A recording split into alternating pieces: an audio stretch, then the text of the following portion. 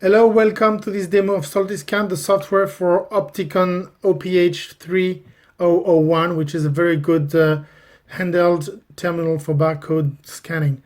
So I select the program, which is first the language English, then I go to Excel, then I choose with 1 to use the quantity to be able to select the number of items as scan. Then I say I want a validation of each scan, and then I'm ready to go.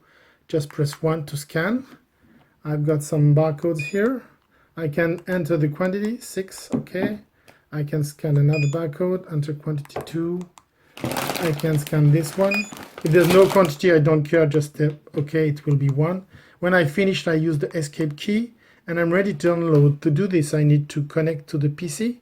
There's no software to install on the PC, just a simple Excel. I select the place where I want to download, and then I download with the function number 2. And you can see the data arriving into the file.